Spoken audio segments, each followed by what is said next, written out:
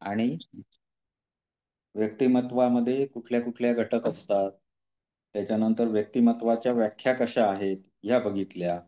आणि त्याच्यामध्ये 3 घटक व्यवस्थित बघितले. एक म्हणजे मानस भौतिक संघटन, मानस संघटन, भौतिक संघटन आणि तिसरं काय, तर गतिशीलता त्याच्यामधली. या तिन्ही गोष्टीनुसार कशी व्याख्या होते हे बघितलं.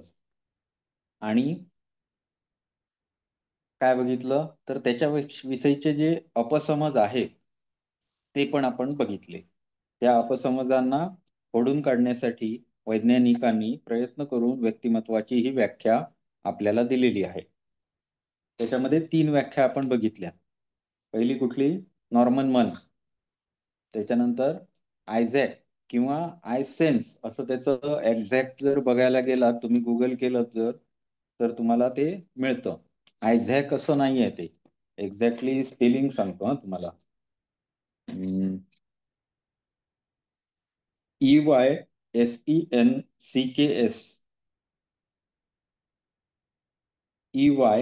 EYSENCKS. आयसिंक किंवा आयसेन्स असं, आयझॅक असं एक्झॅक्ट नाहीये ते. पहिली नॉर्मन मनची व्याख्या बघितली, नंतर आयझॅकची बघितली आणि त्याच्यानंतर अल्पोर्टची बघितली. बरोबर, तिन्ही व्याख्या आपण बघितल्या. आता पुढे जसा वैज्ञानिक विकास होत गेला, वैचारिक विकास आहे हा. कारण व्यक्तिमत्व ही कुठे अशी मोजून काढण्यासारखी गोष्ट नाही, परंतु तिला वैज्ञानिक परिमाणामध्ये बसवायचं होतं. मग काय करायला लागेल, तर एक स्केल बनवावं लागेल. म्हणजे आपल्या जर गुणवैशिष्ट्यांचं विचार केला किंवा आपल्या जर प्रकारानुसार आपल्याला वर्गीकरण करायचं झालं, तर काय काय करावं लागेल, तर एखादा व्यक्ती कमी चांगला आहे, एखादा मध्यम चांगला आहे आणि एखादा अति चांगला आहे, असं होऊ शकतं. बरोबर आहे. एखादा व्यक्ती खुजा आहे, ठेंगणा आहे, एखादा मध्यम आहे आणि एखादा उंच पुरा आहे, असं होऊ शकतं. बरोबर आहे. कोणीतरी रिस्पॉन्स द्या, म्हणजे मग मला हो ऐकता सर. येस कळतं. ओके. हा. तर हे झाल्यानंतर म्हणजे आपल्याला काय लक्षात येतं, तर अशा पद्धतीत वर्गीकरण करणं ह्याचं शक्य आहे. त्याचे आपण पार्ट पाडून काहीतरी डिफाईन करता येण्यासारखं असं नाहीये. तर कमीपासून सुरुवात करून मॅक्झिमम पर्यंत जाणे ही गोष्ट शक्य आहे. बरोबर आहे. तर या अनुषंगाने 2 विरुद्ध टोकाच्या गोष्टी घेतल्या गेल्या सुरुवातीला, की काय काय असू शकतं एखाद्या माणसामध्ये. तर एखादा माणूस हसरा असू शकतो, एखादा माणूस दुःखी असू शकतो. टोकाच्या दोन्ही गोष्टी आहेत. बरोबर आहे. मग हे झालं स्केल, असं याला म्हणतात, स्केल. तर म्हणजे आता आपण लहानपणी बघितलेलं आहे, की 0 हा मध्यबिंदू मानला जातो. इकडे पॉझिटिव्ह उजवीकडे आणि डावीकडे निगेटिव्ह. बरोबर आहे. तर याच्या सीमा पूर्ण चरम सीमेपर्यंत ज्या गोष्टी जातील, तशा पद्धतीनं मोजण्याचा पहिल्या सुरुवातीला प्रयत्न केला गेला. आता आपण काय बघतोय, तर गुणविषयाचे गुणविशेष व प्रकार दृष्टिकोनाने व्यक्तिमत्व या पद्धतीनं आपण आता बघतोय. गुणविशेषाद्वारे व्यक्तिमत्वाचं डिफाईन कसं केलं गेलं, हे एकदा बघणार आपण. आणि प्रकार दृष्टिकोनातून व्यक्तिमत्व कसं शोधलं जातं. या 2 पद्धती आहेत वेगळ्या. कुठल्या आहेत पद्धती? गुणाप्रमाणे आणि प्रकाराप्रमाणे. हा, हे लक्षात ठेवायचं. ओके. तर गुणविशेष यांना म्हणतात इंग्लिशमध्ये ट्रेट्स. Traits, TRAIT. आणि प्रकार म्हणजे टाईप, आपल्याला माहिती आहे. तर यानुसार आपण आता वर्गीकरण बघणार आहोत.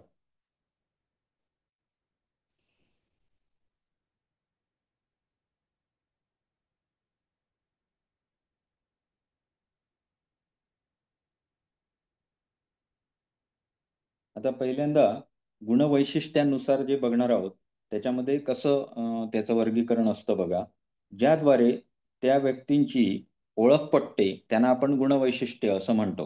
हं. गुणविशेष दृष्टिकोनातून व्यक्तिमत्वाचा अभ्यास करणारे मानसशास्त्र प्रत्येक व्यक्तीतील एखाद्या विशिष्ट गुणवैशिष्ट्याचा अभ्यास करतात. ओके.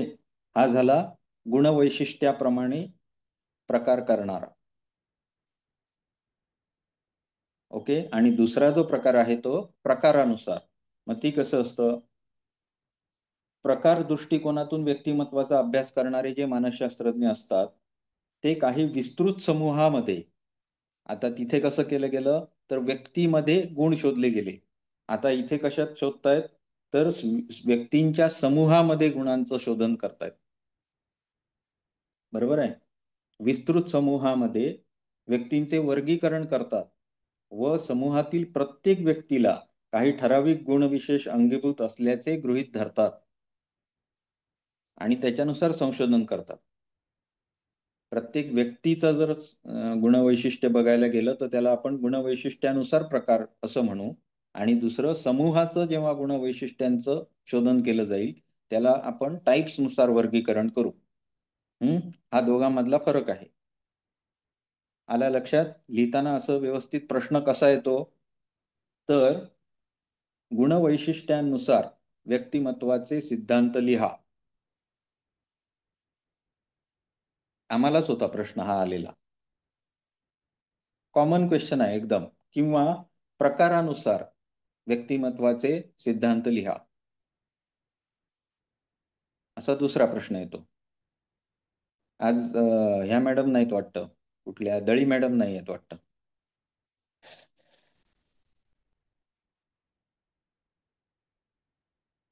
ठीक आहे. आपण पहिला बघणार आहोत तो प्रकार आहे प्रकार दृष्टिकोन. म्हणजे टाइप्स अप्रोच, तो बघणार आहोत. हा जो आहे, हा म्हणजे प्रकार म्हणजे काय करायचा आहे, तर अनेक व्यक्ती किंवा एक समूह घ्यायचा आणि त्याच्यामध्ये एक वैशिष्ट्य शोधायचा प्रयत्न करायचा, मग दुसरं करायचा, मग तिसरं करायचा, अशा पद्धतीत जायचं. मग ह्याच्यामध्ये एरर्स राहण्याची शक्यता खूप असते किंवा स्पेसिफिसिटी कमी होते. कारण आपण नियम कसा लावणार, तर सर्वांमध्ये हे आहे, म्हणजे सर्व म्हणजे किती, तर अख्ख्या जगाचे तर बघू शकत नाही.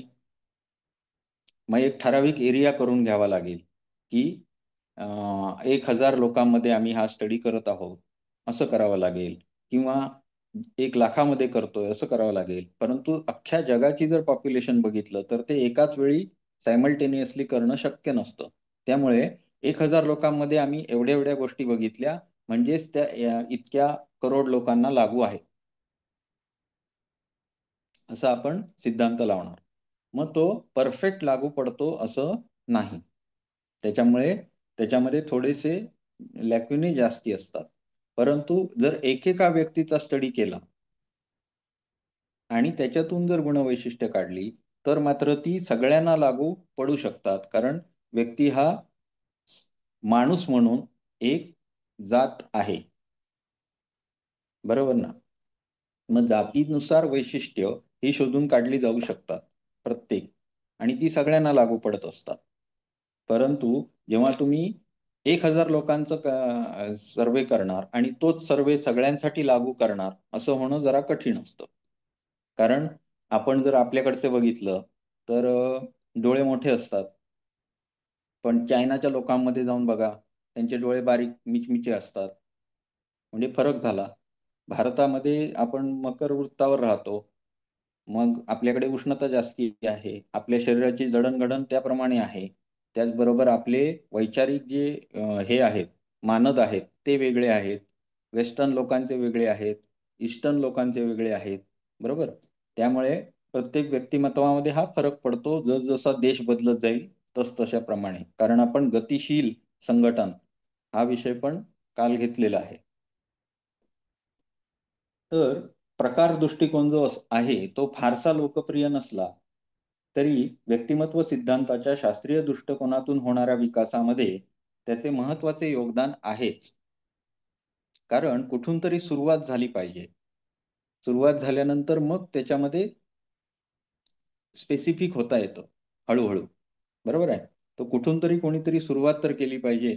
मग त्याच्यासाठी मास पब्लिकमधनं थोडीशी तरी सुरुवात झाली. मग त्याच्यातून काही विचार येतात. मग त्याच्यानुसार आपण पुढचं स्टेप घेतो. उदाहरणार्थ, आपण जेव्हा आपला थेसिस करतो, तेव्हा थेसिसच्या शेवटचा जो पॉइंट असतो, तो म्हणजे इतर संशोधकांसाठी आपण लिहून ठेवायचं असतं, की संशोधनाचा वाव काय आहे? आपण संशोधन केलं, पण संशोधनानंतर शेवटी लिहून ठेवायचं, की या संशोधनामधून मला हे मिळालं, परंतु यामध्ये अजून एवढा मोठा स्कोप आहे. पुढच्या येणाऱ्या संशोधकांनी या गोष्टी कन्सिडर करून पुढे अजून संशोधन चालू ठेवावं, असं आपण त्यांना हिंट देत असतो. त्या हिंटचा वापर करून कोणतरी अभ्यास करतो, कोणतरी पुढे अजून संशोधन कॅरी फॉरवर्ड करतो. तशा पद्धतीत संशोधन कॅरी फॉरवर्ड होतं.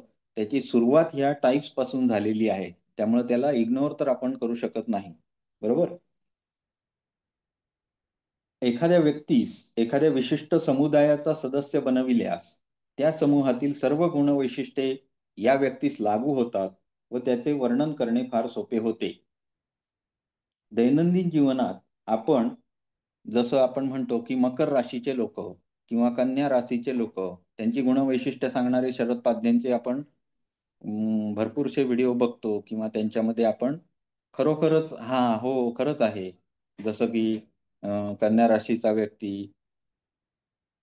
कुलूप लावतो.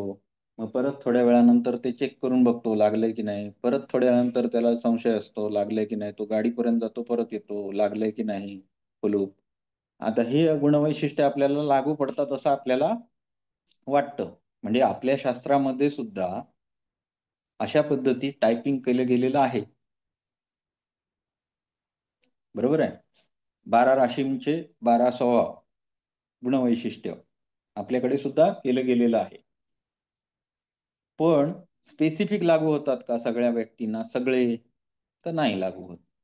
म्हणजेच ह्याच्यामध्ये थोडेसे लॅक्युने हे राहतात. हं. साधारण अंदाज सर, म्हणजे साधारण ज्याप्रमाणे अंदाज. स्टॅटिस्टिक्स मध्ये एक हां. साधारण अंदाज काढला जातो त्याप्रमाणे. हं. मध्यम काहीतरी गोष्टी त्या लागू पडत असतात. याशिवाय प्रादेशिक, धार्मिक, व्यावसायिक व इतर स्वरूपांचे वर्गीकरण तर आपण त्याच्याबरोबर करूच शकतो. उदाहरणार्थ इंजिनिअरचं एक व्यक्तिमत्व वेगळ्या प्रकारे घडलेलं असतं. डॉक्टरचं व्यक्तिमत्व वेगळ्या प्रकारे घडलेलं असतं. अशा पद्धतीत आपण बघू शकतो. सैन्य किंवा सैन्यातले जे जवान असतात ते कसे डिसिप्लिन्ड असतात, वेगळ्या पद्धतीनं निर्माण झालेले असतात.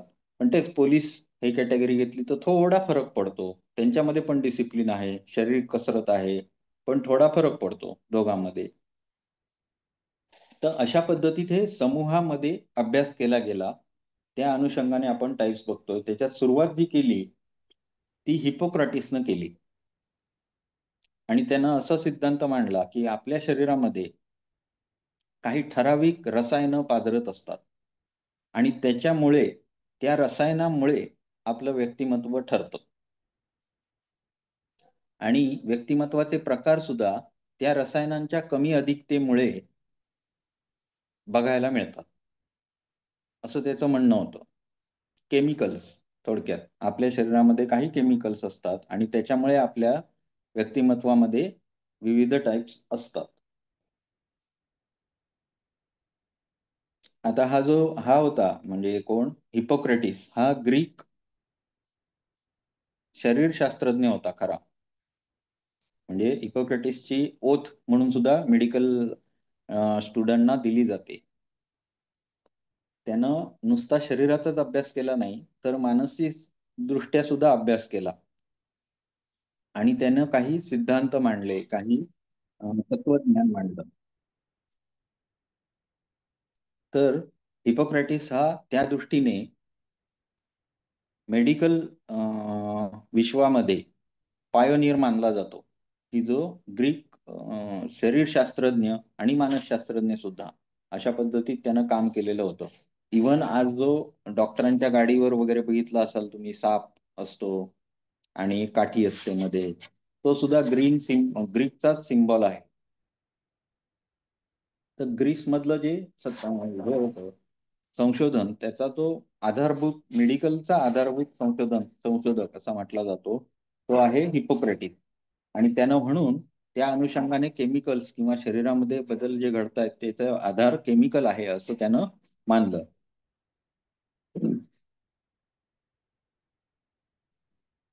त्याच्या मते शरीरात 4 द्रव पदार्थ असतात किंवा 4 केमिकल्स असतात. त्यांची नावं त्यानं इंग्लिशमध्ये घेताय की तुम्ही कशा पद्धतीत घेणार, सोपं पडेल ते आपण करू. आणि अगदी काय आपल्याला खूप डिटेल जाण्याची गरज नसते. पहिला आहे ब्लड किंवा रक्त. दुसरा आहे कफ किंवा फ्लेम. आता त्याचं स्पेलिंग आहे PHLEGM, पण स्पेलिंगचं प्रोनाउन्सिएशन होतं फ्लेम. तिसरा आहे वात किंवा कृष्णपित्त.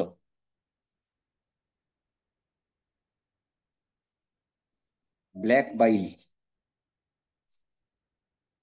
आणि चौथा आहे पित्त किंवा काय सर? येलो बाईल.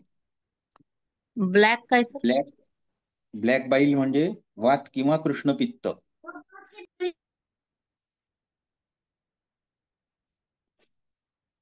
आणि चौथा आहे येलो बाईल किंवा पित्त.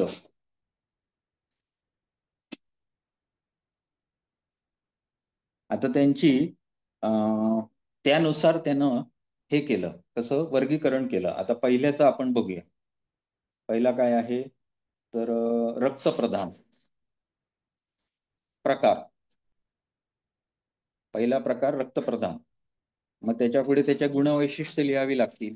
रक्तप्रधान व्यक्तीमध्ये काय गुणवैशिष्ट्य असतात हे त्यानं सांगितलं. तर पहिलं म्हणजे उत्साही, दुसरा हसरा, क्रियाशील, निश्चयी, विश्वासू आणि धडपडा.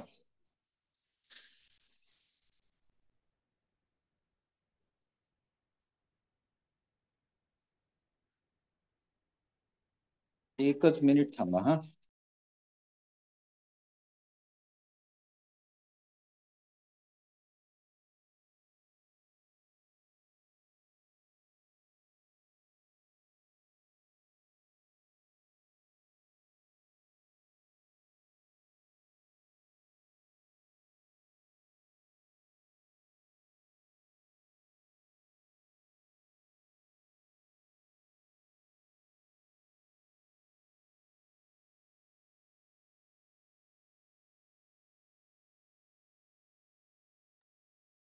हा, तर हिपोक्रेटिसचं जे आपण चालू होतो त्यातलं पहिलं रक्तप्रदान.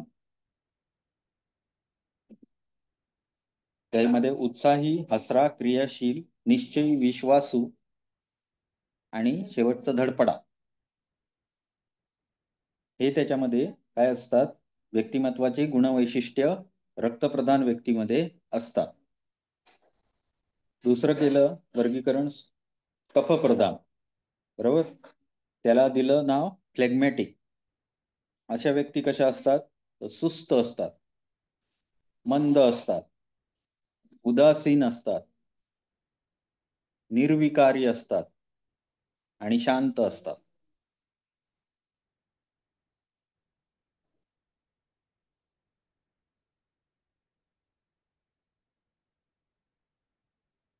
झालं लिहून? चला पुढे. वात किंवा कृष्णपित्त प्रधान व्यक्ती, याला त्यांनी मेलॅन्चोलिक म्हटलं किंवा ब्लॅक बाईल असं पण म्हटलं. अशा व्यक्ती दुःखी असतात, निराशावादी असतात, भयाने ग्रस्त असतात, अवसाद दिसतो आणि खिन्न असतात, डिप्रेसिव्ह नेचर. अशा व्यक्ती या कृष्णपित्त किंवा बाबा वात प्रकृतीच्या असतात किंवा प्रकाराच्या असतात. त्यानंतरचं पित्तप्रधान, याला त्यांनी कोलेरिक असं म्हटलं, CHOLERIC किंवा येलोबाई.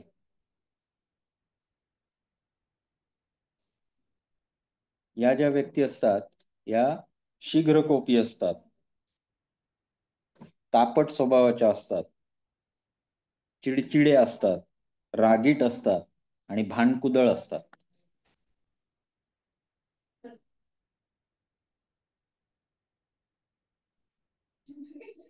ओके. त्याच्यानंतरचा जो शास्त्रज्ञ आहे तो आहे क्रेशमर.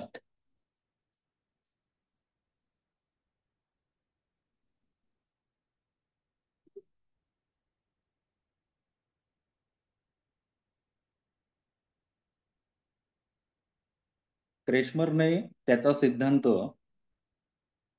1964 मध्ये मांडला.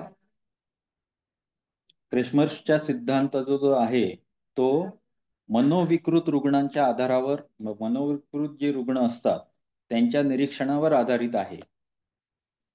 त्याच्या मते 3 मूल देहयष्टी असतात. त्यानं जो हे मांडला त्याच्यासाठी त्यानं ग्रुप कुठला निवडला होता, तो मनोरुग्ण. मनोरुग्णांच्या ग्रुपवर त्यानं अध्ययन केलं आणि त्याच्यावर त्यानं असं ठरवलं की शरीर देहयष्टी 3 असतात आणि त्या देहयष्टीनुसार गुणांचे प्रकार म्हणजे गुणवैशिष्ट्ये दिसून येतात असं त्यानं ठरवलं. मग ह्या देहयष्टी कुठल्या कुठल्या असतात, तर स्थूलदेही, कृशदेही आणि सुदृढ देही. आणि चौथा एक प्रकार असतो तो म्हणजे मिश्र. आणि या तिघांची लक्षणं मिश्र स्वरूपात आढळणारेही लोक असतात आणि तिघांची लक्षणं मात्र त्यांनी स्पेसिफिक सांगितली.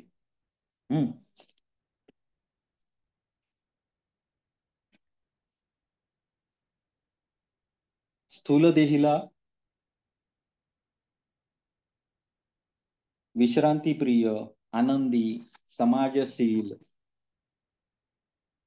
आरामप्रिय, बहिर्मुखी, उत्साही, आक्रमक असे असतात. आणि त्यांची स्थूलदेहीचं वर्णन कसं आहे, तर ठेंगणा असतात, लठ्ठ असतात आणि गोलाकार शरीर असतं. यांना आपण स्थूलदेही या प्रकारात मोडू शकतो, अशी लोक. म्हणजे त्यांची शारीरिक गुणवैशिष्ट्यानुसार त्यांनी देहयष्टीनुसारच ठरवलंय ना.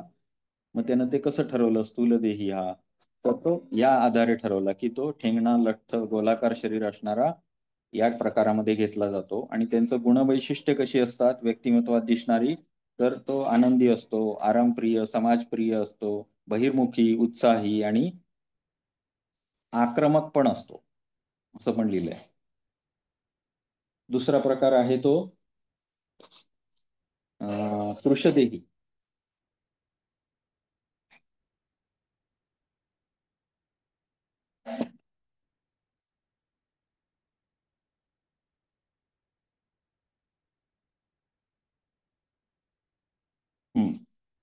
हा कसा असतो, तो रोडावलेला असतो. म्हणजे त्याच्या अंगावरती चरबी कमी असते, अतिशय उंच असतो आणि त्याची नाजूक शरीरयष्टी असते. आता याच्यामध्ये काय गुणवैशिष्ट्ये आढळतात, तर तो शांत असतो, आदर्शप्रिय असतो, भावनाशील असतो, अंतर्मुखी असतो. एवढी सगळी गुणवैशिष्ट्ये याच्यामध्ये आढळतात. हळवा असतो, अबोल असतो, हे पण त्याच्यामध्ये सांगितलेलं आहे. आणि तिसरा जो प्रकार आहे तो सुदृढ देही.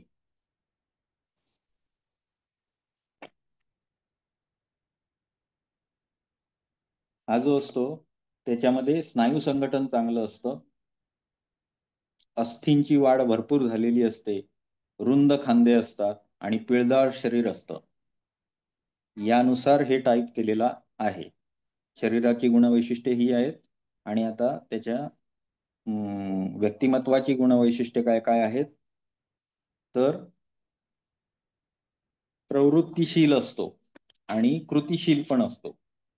क्रियाशील थोडक्यात. उत्साही असतो. प्रवृत्तीशील म्हणजे उत्साही आणि क्रियाशील असतो. अशा व्यक्ती याच्यामध्ये मोडतात. आता हे कोणी केलेलं वर्गीकरण आहे?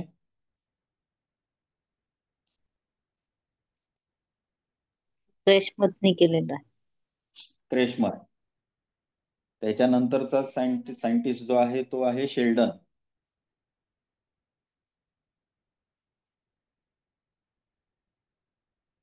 शेल्डननं पण साधारण 1970 मध्ये आपला सिद्धांत दिला.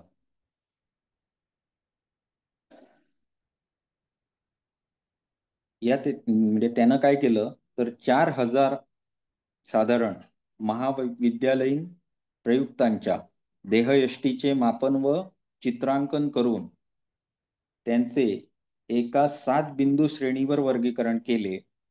त्यानंतर त्यांच्या व्यक्तिमत्वाच्या विविध गुणविशेषांचे मापन करून देहयष्टी व गुणविशेषांमधील संबंध तपासण्याचा प्रयत्न केला.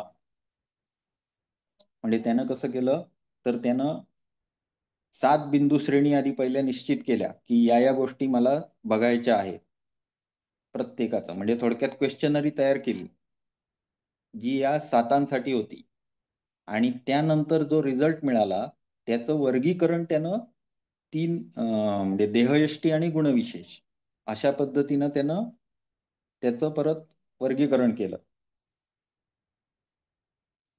त्याच्यामध्ये त्यानं काय केलं तर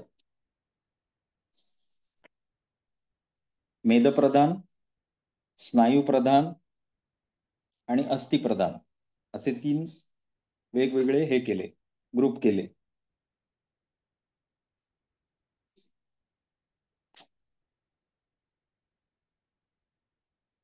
त्याच्यामध्ये मेदप्रधान जे आहेत त्यांच्यामध्ये त्यानं वैशिष्ट्य शारीरिक काय घेतलं तर ज्यांच्यामध्ये उदरबल्यता आहे म्हणजे ज्यांचं पोट मोठं आहे असे लोक त्यानं मेदप्रधान मध्ये घेतले. आणि त्यांच्या स्वभावाची गुणवैशिष्ट्य काय सांगितली तर असे लोक असतात ते आरामप्रिय असतात, समाजशील असतात, इतरांशी बोलण्याची त्यांना आवड असते आणि संघ प्रतिक्रिया म्हणजे समाजशील असतात थोडक्यात. दुसरा जो प्रकार आहे तो स्नायू प्रधान मेसोमॉर्फ. गोलाकार जे म्हणजे ज्याला आपण मेदप्रधान म्हणतो त्याला म्हणायचं एंडोमॉर्फ. स्नायू प्रधानला म्हणायचं मेझोमॉर्फ. याच्यामध्ये या व्यक्तीमध्ये काय मांस किंवा स्नायू प्रधानता असल्यामुळे यांना देहबल्यता असते. म्हणजे शरीराचा स्वभाव गुण त्यांचा काय सांगितला तर देहाची बल्यता म्हणजे देहामध्ये बळ जास्ती प्रमाणात आढळून येतं. अशा व्यक्ती काय असतात क्रियाशील असतात, जोखीम पत्करणारे असतात आणि त्यांची वृत्ती आक्रमक असते.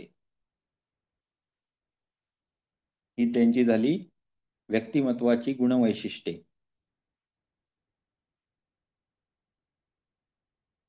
गुणवैशिष्ट्यांना काय म्हटलं जातं इंग्लिशमध्ये?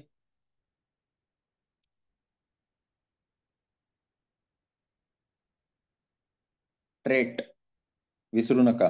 कारण काय होतं क्वेश्चन कसाही जरी आला तरी आपण इंग्लिश मधल्या क्वेश्चनला बदलता येणार नाही. मराठीमध्ये कधी कधी वेगळे हे करतात. पण ट्रेट्स म्हटलं की आपल्याला गुणवैशिष्ट्ये हे लक्षात घ्यायचं आहे आणि टाइप्स म्हटलं की आपल्याला ह्या पद्धतीने टाइप्स लिहायचे आहेत हे लक्षात घ्या. म्हणजे गुणवैशिष्ट्ये ही सगळीकडे कॉमनच आहेत बघा, पण टाइप्स करताना मात्र वेगवेगळ्या पद्धतीने केलेत इथे. आता पुढे येईलच ते कळणार, तुम्हाला फरक कळणार, लक्षात येणार. पण ह्याच्यात गोंधळ घालणारे पण काही मुलं असतात. म्हणून मी तुम्हाला अगदी स्पेसिफिक सांगतो की गुणवैशिष्ट्याद्वारे जर तुम्हाला विचारलं वर्गीकरण तर वेगळं येणार आणि टाइप्स नुसार विचारलं तर वेगळं येणार. त्यामुळे टाईप्स नुसार आता आपण बघतोय जे काय ते सगळं टाईप्स नुसार बघतोय. आलं का लक्षात? पहिला झाला कुठला? हिपोक्रेटिस, दुसरा झाला क्रेशमर, तिसरा झाला शेल्डन. बरोबर? शेल्डनचं पण संपलं. नाही, शेल्डनचं शेवटचं राहिलंय. त्वचा प्रधान. पहिला झाला मेदप्रधान, दुसरा स्नायू प्रधान, तिसरा त्वचा प्रधान. सर अस्थि प्रदान सांगितलं ना तुम्ही. अं, त्वचा किंवा अस्थि प्रधान.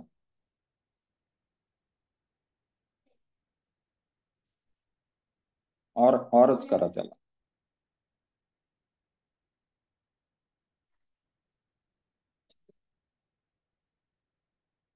इथे प्रिंटिंग मिस्टेक. हा, ठीक आहे. असे जे लोक असतात ते प्रमस्तिष्क बल्यता, म्हणजे त्यांच्यामध्ये मेंदू वापरण्याची जास्ती सवय असते.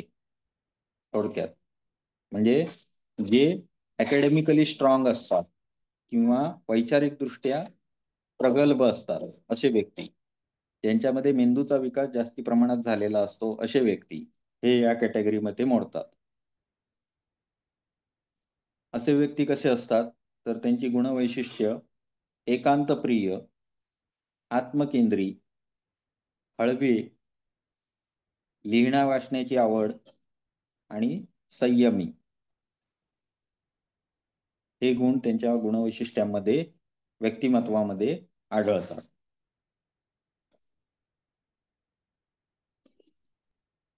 ओके, हे आपण शेल्डन पूर्ण केला.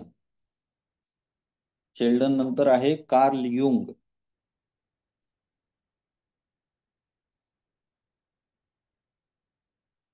कार्ल युंग यांनी वर्तनावर भरपूर शोध केलेले आहेत. म्हणजे मानवी वर्तन आणि त्यांचं आधारे, त्यांनी वर्तनाच्या आधारे त्यांनी काय केलं? व्यक्तिमत्वाच्या गुणवैशिष्ट्यांचा वर्गीकरण केलं वर्तनाच्या आधारे. पहिलं हिपोक्रेटिसनं कशानं केलं होतं? तर रसायनांच्या आधारे किंवा द्रव जे शरीरात असतात त्यांच्या आधारे. मग त्यानंतर कोण? क्रेशमर होता. क्रेशमरनं काय केलं? तर त्यानं मनोरुग्ण जे होते त्यांच्यावर शोध करून मग शरीराचे वर्गीकरण केलं. शेल्डनने कसं केलं? तर महाविद्यालयीन जे स्टुडंट होते त्यांच्यावर त्यानं प्रयोग करून केले. आणि तसं कार्ल युंगनं कसं केलंय? तर वर्तनाच्या आधारे केलं. 3 प्रकारात त्यानं वर्गीकरण केलं. एक म्हणजे अंतर्मुखी, दुसरं बहिर्मुखी आणि तिसरं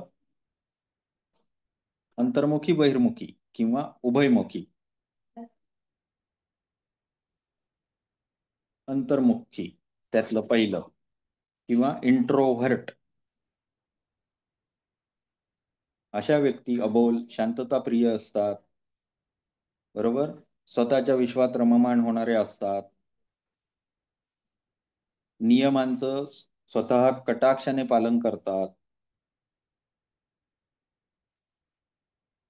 ताठर वृत्तीचे असतात. नियम तोडल्या की त्यांना त्रास होतो. भावनिक दृष्ट्या सहानुभूती शून्य असतात. कडक, शिस्तप्रिय आणि प्रॅक्टिकल असतात. थंड असतात. सर्जनशील असतात. नवीन काहीतरी गोष्टी शोधून काढण्यामागे त्यांचा कल असतो.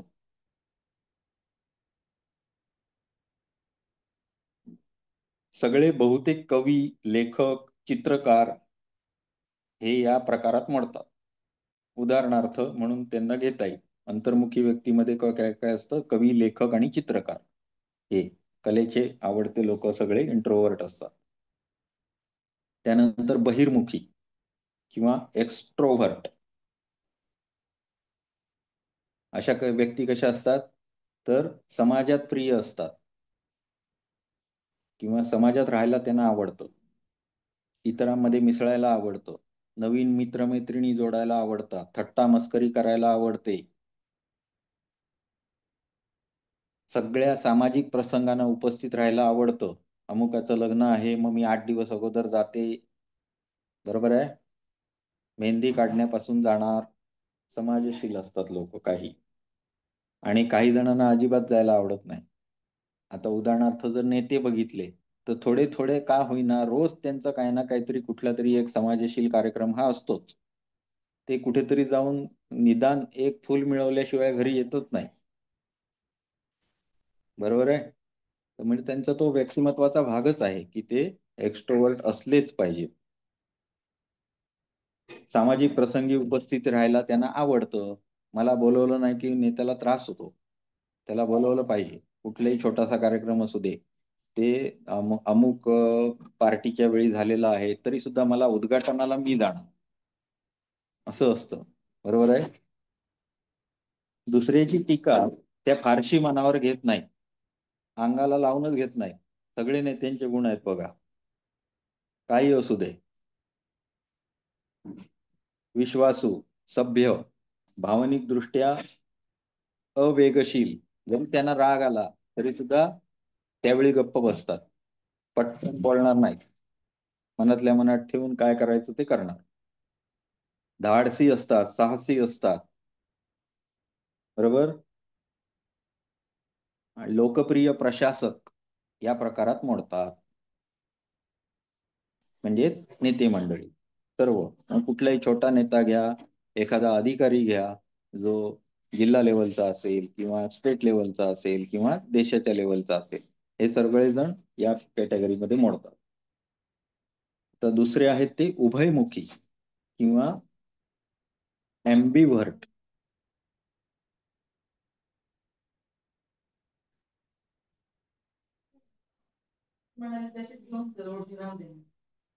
पूर्णतः अंतर्मुखी किंवा पूर्णतः बाह्यमुखी, बहिर्मुखी अशा व्यक्ती सहसा आढळत नाहीत. उलट लोकसंख्येतील बहुतांश व्यक्ती या दोन्ही टोकांच्या मधल्याच असतात.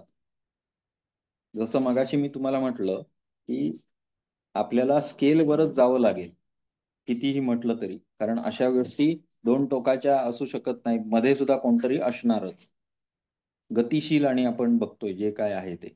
त्यामुळे आपल्याला त्याचं एक टोक काय आणि दुसरं टोक काय याच्यामधल्या गोष्टींचा अंतर्भाव करावाच लागेल. मग उभयमुखीमध्ये दोन्ही टोकांच्या मधल्या या व्यक्ती असतात. परिस्थितीनुसार त्या कधीतरी अंतर्मुखी वर्तन करतात आणि कधीतरी बहिर्मुखी वर्तन करतात. म्हणजे काय तर मला आवडतं म्हणून मी कधीतरी मित्रांमध्ये फिरायला एकत्र जातो. म्हणजे एखादा वैशिष्ट्यपूर्ण गुण झाला.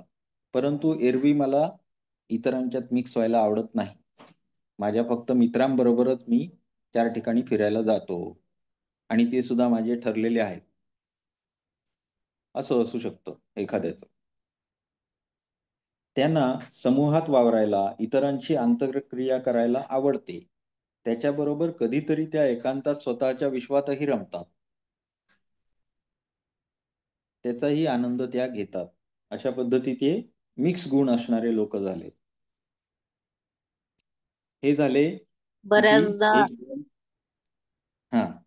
म्हणजे बऱ्याचदा समूहात असून सुद्धा स्वतःमध्ये असणाऱ्या व्यक्ती पण इथे सांगू शकतो. हो. समूहामध्ये असून सुद्धा ते स्वतःमध्येच गुंतून असतात. असतात. अशा व्यक्ती सुद्धा अंतर्मुखी असू शकतात. कधी कधी अंतर्मुखी बाह्यमुखी ज्या व्यक्ती असतात त्यांचं वर्तन हे मिक्स असतं असं म्हटलंय त्याने इथे. म्हणजे अंतर्मुखी व्यक्ती असतात ह्या कशा असतात याचं वर्णन झालं. बहिर्मुखी असतात ह्या त्याचंही वर्णन झालं. पण ह्या टोकाच्या व्यक्ती ज्या असतात अंतर्मुखी म्हणा किंवा बहिर्मुखी म्हणा या समाजामध्ये जास्ती आढळत नाहीत असं त्यांचं म्हणणं आहे. नेते हाताच्या बोटावर मोजण्या इतकेच आहेत ना. त्याच्यानंतर अंतर्मुखी सुद्धा व्यक्तिमत्व ही नंतर प्रकाशाला येतात. म्हणजे काय म्हणतात त्याला, मरणोत्तर सुद्धा जे अंतर्मुखी जे असतात ते मरणोत्तर सुद्धा गाजत राहतात. बरोबर आहे.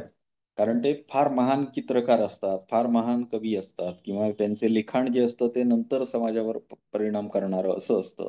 कारण का तर ते समाजात कधी मिक्स झालेले नसतात म्हणून त्यांचं त्यावेळी प्रसिद्धीला येत नाही.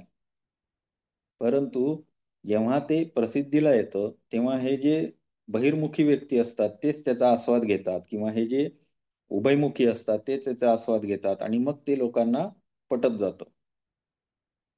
आणि उभयमुखी साधारण जे असतात, साधारणपणे 10च्या ह्याच्या काउंट मध्ये जर पाहिलं आपण, 10च्या गिनतीमध्ये, तर 10 पैकी 8 हे साधारण स्वभावाचे असतात आणि एक एक हे अ, हा. एकदम टोकाच्या स्वभावाचे असतात साधारणपणे. साधारण आता जे बघितलं तर 70% लोक असे असतात, आणि 15-15% हे अंतर्मुखी बहिर्मुखी या प्रकारात मोडतात. पण 70% लोक हे उभयच असतात, ॲम्बिव्हर्ट.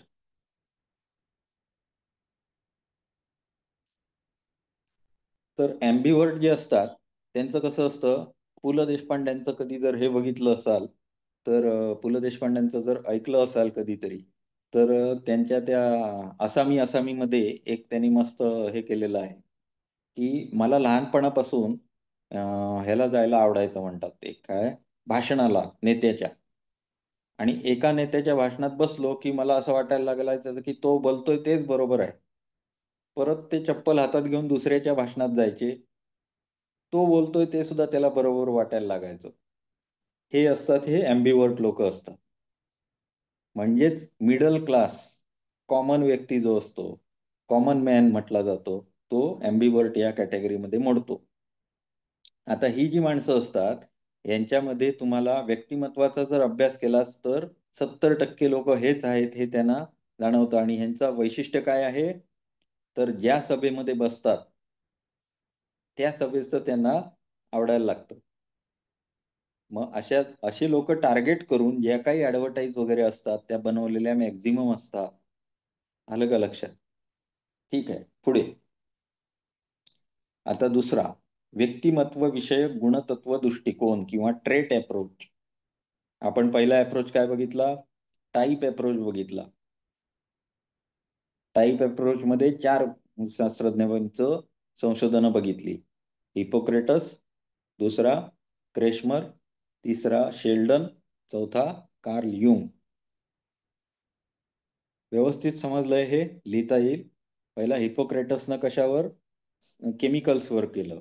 दुसरा क्रेशमर होता, त्यानं मानसरोगांच्या पेशंटवर स्टडी केला.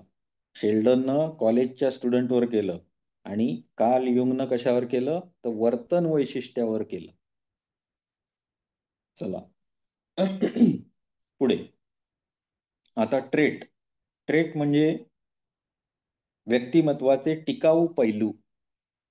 ट्रेट या शब्दाचा अर्थ टिकाऊ, म्हणजे जे टिकून राहतात असे गोष्टी,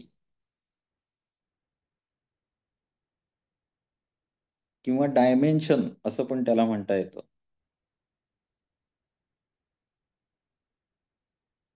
हे टिकाऊ असतात, परंतु त्यांच्या व्यक्तिमत्वानुसार प्रत्येक ठिकाणी ती डायमेन्शन नुसार बदलत राहतात. टिकाऊ असतात, परंतु डायमेन्शन नुसार त्यांच्यामध्ये व्यक्ती-व्यक्तीमध्ये भिन्नता आपल्याला दिसते. गुणतत्व दृष्टिकोनानुसार काही मध्ये गुणविशेष असतात आणि इतरांमध्ये ते नसतात, असे कधीच नसते. टाइप्स ट्रेट अप्रोच जो आहे, त्यांचं म्हणणं काय आहे, तर काहीमध्ये गुणविशेष असतात आणि इतरांमध्ये ते नसतात, असे कधीच नसते. काही गुणविशेष सर्वांमध्येच असतात, फक्त त्यांचे प्रमाण कमी अधिक असते. काही गुणविशेष, हा, कारण ते गुणविशेष म्हणजे ट्रेट्स, आणि ते टिकाऊ असतात असंच त्यांनी सांगितलंय. ट्रेट्स जे आहेत ते त्यांनी शोधून काढलेत, ते जे सर्वांमध्ये आढळत आहेत, टिकाऊ असतात. फक्त त्यांच्या डायमेन्शननुसार त्यांच्यामध्ये थोडी कमी अधिकता असते, आणि ते आपल्याला शोधून त्यांनी आपल्याला दिलेत सायंटिफिकली. सर्वांमध्येच असतात, फक्त त्यांचे प्रमाण कमी अधिक असते.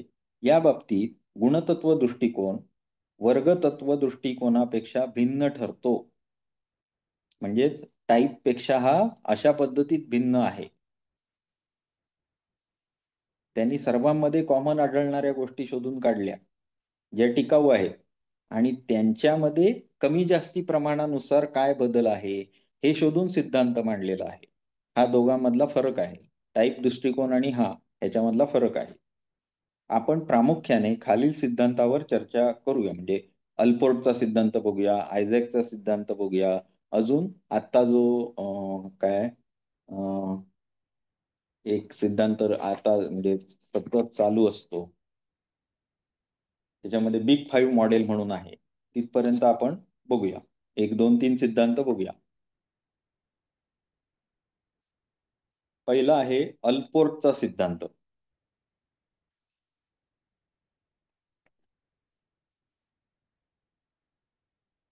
मेन दोनच विचारले जातात, अल्पोर्ट आणि आयझॅक. आलं का लक्षात?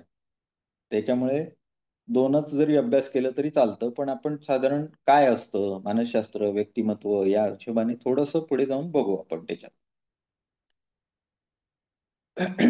अल्पोर्ट याच्या मते सभोवतालच्या परिस्थितीला व्यक्ती ज्या प्रतिक्रिया देते त्यात एक प्रकारची सुसंगती असते. या सुसंगतपणाने घडणाऱ्या प्रतिक्रियांच्या आधारे काही गुणविशेष ओळखणे व बाजूला काढणे शक्य असते. म्हणजेच काय, वर्तन. व्यक्ती जसा वागतो त्याला कारणीभूत असते आजूबाजूची परिस्थिती आणि त्याच्यानुसार त्याचे गुणवैशिष्ट्य ओळखणे सहज शक्य असते. कारण या प्रतिक्रिया म्हणजे व्यक्तीतील गुणवैशिष्ट्यांचे प्रगटीकरण असते. मी समजा माझ्यात गुण आहे कसला, तर रागीट. तर समोरचा व्यक्ती जर माझ्याशी कुठल्याहीपणे उद्धटपणे बोलला तर माझ्यातलं गुणवैशिष्ट्य प्रगट होतं. काय होतं? राग येतो. तर हा गुणवैशिष्ट्य हे त्या प्रसंगी उद्बुद्ध होत असतं आणि ते उद्बुद्ध होणे हे त्याच्यातला गुण प्रगटीकरण करत असतं. तर या सुसंगतपणे घडणाऱ्या प्रक्रियेमधून प्रकट होणाऱ्या गुणवैशिष्ट्यांच्या आधारे व्यक्तिमत्वाचा शास्त्रीय अभ्यास करण्याची कल्पना मांडणारा, तसा पहिला प्रयत्न करणारा अल्पोर्ट हा पहिला शास्त्रज्ञ होता. त्यानं काय समजलं, तर परिस्थिती ठराविक जेव्हा येते तेव्हा मनुष्य त्याला जी प्रतिक्रिया देतो त्या प्रतिक्रियेतून त्याच्या अंगातील गुणवैशिष्ट्यांचे दर्शन घडत असते.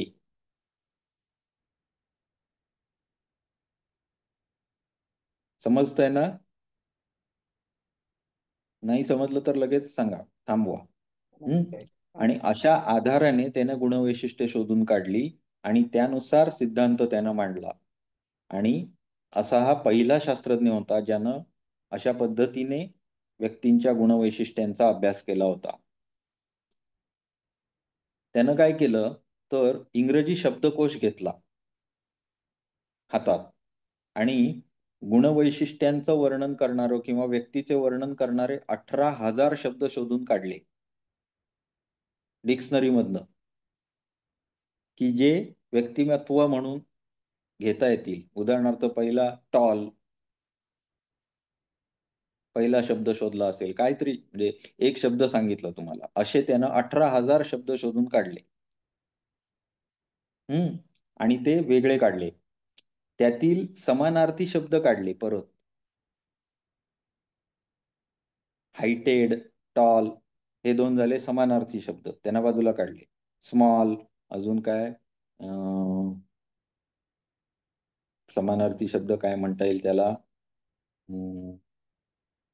असतील म्हणजे थोडक्यात जे पर्यायवाची. समानार्थी पर्यायवाची पर- शब्द. पर्यायवाची पर्याय एका एका समूहामधले.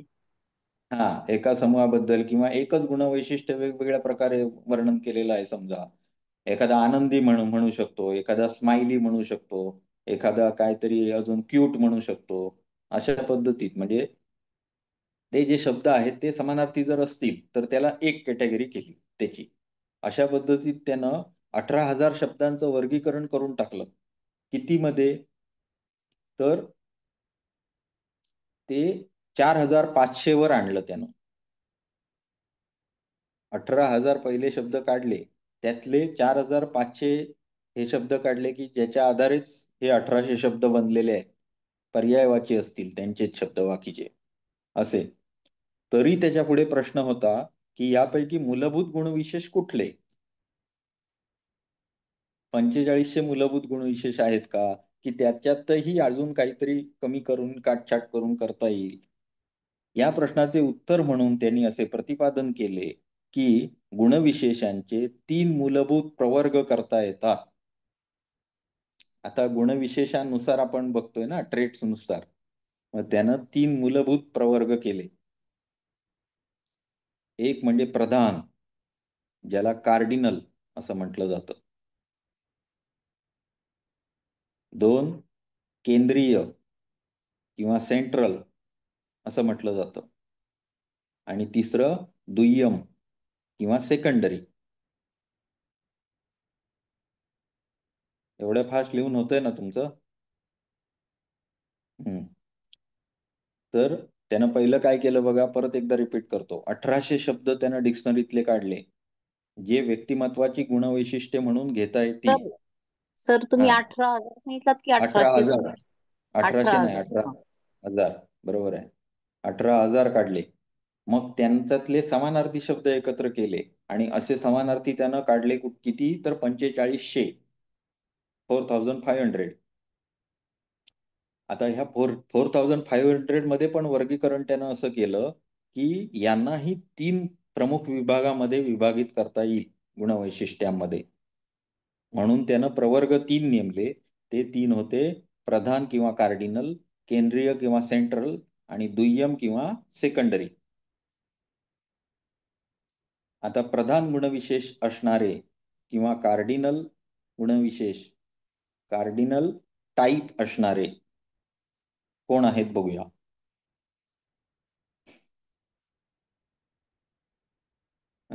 व्यक्तीचे व्यक्तिमत्व या प्रधान गुणविशेषाने प्रभावित झालेले असते, जसे की मदर तेरेसांचा दीनदयाळूपणा, हिटलरचा सत्तापिपासूपणा, युधिष्ठिराची सत्यनिष्ठा, कर्णाचा दानशूरपणा. आता हे जर बघितलं तर हे व्यक्ती आयुष्य जगले होते स्वतःचं, बरोबर आहे. पण त्यांच्या आयुष्यामध्ये त्यांचा हा प्रधान गुण होता आणि तोच सगळ्या जगापुढे आजही हिटलरचा क्रूरपणा. हिटलरला आपण कधी सकाळी उठून 4 लोकांना पाव देताना बघितलंय का? असं पण असू शकतं की तो सकाळी उठून 4 लोकांना दान देत होता, असं पण असू शकतं. पण ते बघितलं गेलं नाही. तर त्याच्यातला हा जो प्रधान गुण होता तोच वरती आला, क्रूरपणा. बरोबर आहे. मग का असं झालं, तर तो या गुणवैशिष्ट्यात जे मध्ये त्याचे सगळे जे काय गुणवैशिष्ट्य होती त्याच्यामधला हा गुण त्याच्याकडे प्रधान स्वरूपात होता. म्हणून हे व्यक्तिमत्वामध्ये इतर जरी गुण असले तरी ते झाकोळले जातात आणि त्याचा हा जो प्रधान गुण असतो तोच वरती येतो. बरोबर आहे. पुढे केंद्रीय गुणविशेष.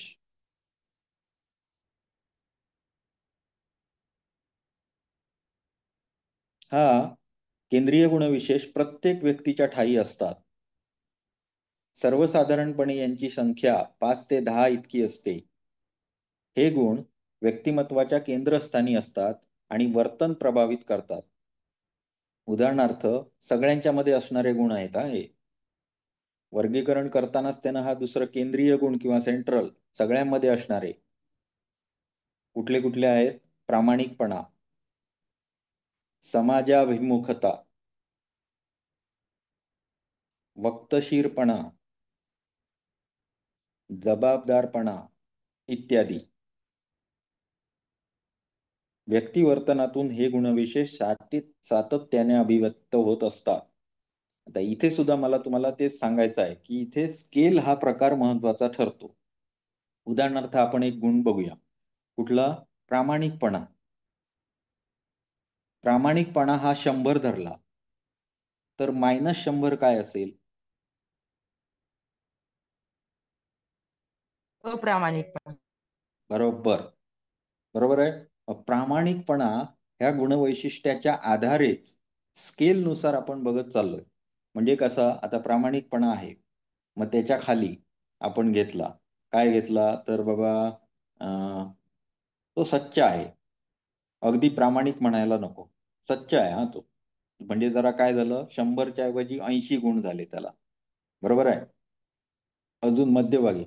तसं नाही, तो आहे व्यवस्थित, पण कसा कधी होईल सांगता येत नाही. तसा तो न्यूट्रल असतो. तो प्रामाणिकच वागेल असं नाही, पण अप्रामाणिक आहे असंही मी त्याला म्हणू शकणार नाही.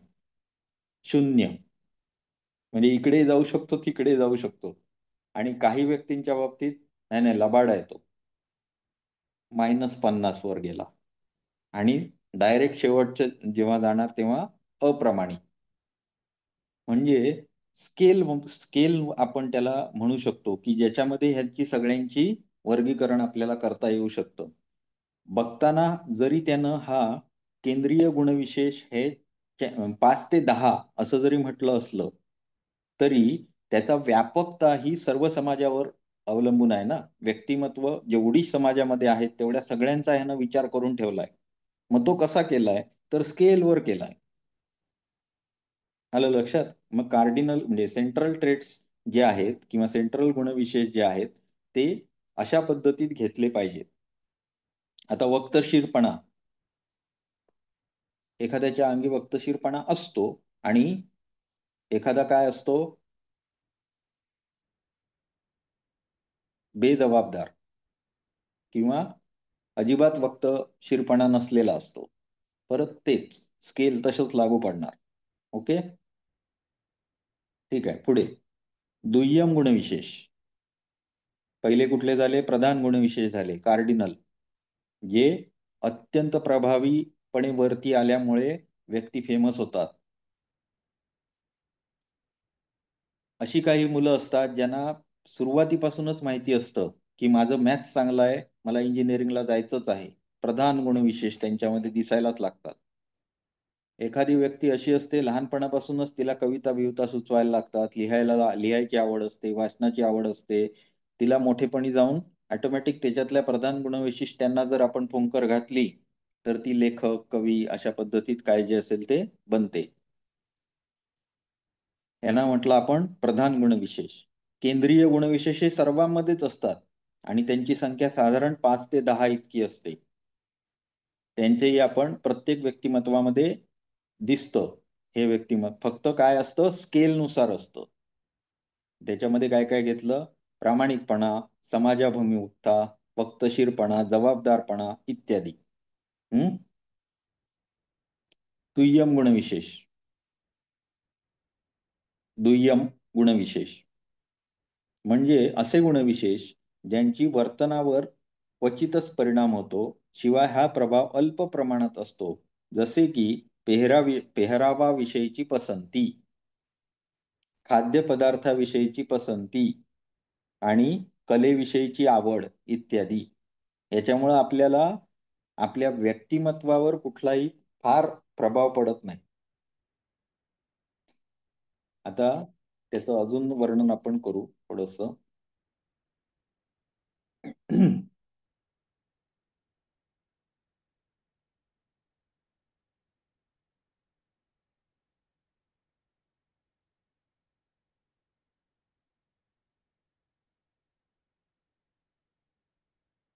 हां, आता हे जे गुणवैशिष्ट्य असतात, हे दुय्यम असतात.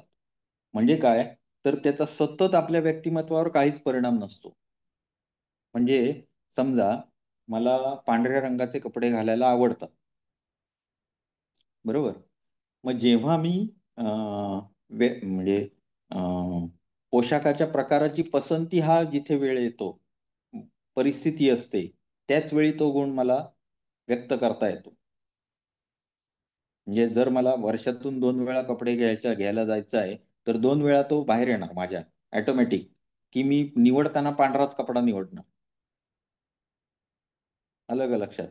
त्याचा त्याचा सतत माझ्या वर्तनामध्ये कुठलाच फरक जाणवत नाही. बरोबर? सतत किंवा प्रकर्षाने जाणवेल असे हे गुण नसतात.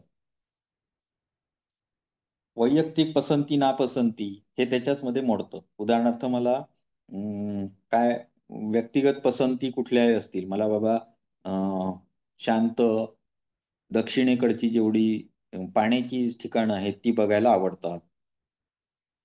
जेव्हा फिरायचा विषय येईल तेव्हा हा गुण बाहेर येतो. म्हणजे जो सतत कार्यभूत नसतो. कधीतरी जेव्हा परिस्थिती उद्भवते त्यावेळी त्याच्यामधला हा गुण व्यक्तिविशेषानुसार बाहेर पडत असतो. व्यायाम म्हणजे मला योगा करायला आवडतो. जेव्हा व्यायाम करायची हे येते तेव्हाच आवड. जेव्हा अ, हे नसते त्यावेळी तो छुपा असतो, दुय्यम असल्यामुळे. जेव्हा त्याच्यासमोर प्रसंग येतो तेव्हाच तो उद्भवतो. ठीक आहे, आपल्याला 9:05 झाली, उशीर झालाय. थांबूया. उद्या आपल्याला आयसॅन्कचा सिद्धांत एक बघायचा आहे आणि त्यानंतर आपल्याला एक बिग फाईव्ह मॉडेलचं एक थोडंसं बघायचं आहे. हे झालं की आपल्या काय होतील, टाइप्स आणि ट्रेट्स याच्यानुसार किंवा प्रकार आणि गुणवैशिष्ट्यानुसार आपल्याला सगळं जे काही प्रश्न येतील त्याचा आपल्याला उत्तरं देता येतील. ओके. हरिओम. सर सर सर एक मिनिट सर. सर काल बोला. आपण ना म्हणजे एक मुद्दा बघितला होता, त्याच्यामध्ये व्यास भाष्याप्रमाणे थोडस स्पष्टीकरण तुम्ही सांगितलं होतं एका गोष्ट निर्माण हा. चित्ताबद्दल रिलेट करत होतो. पण हम्म. त्याच्यामध्ये म्हणजे निर्माण चित्ताबद्दल थोडं व्यास भाष्यामध्ये स्पेसिफिकच आहे की अहंकारामुळे चित्त निर्माण होतं असं सांगितलेलं आहे. बरोबर. मग म्हणजे अहंकाराने चित्त निर्मिती होते. आता ह्याच्याबद्दल म्हणजे हम्म. तुम्ही काल सांगितलं होतं, 2 पॉइंट आहेत असं सांगत होतात. ते थोडस दोन एक्सप्लेन करा. उदाहरणं आहेत. 2 उदाहरणं आहेत. ठीक आहे, आपण फोनवर बोलू मग नंतर. ठीक आहे. ओके. हो.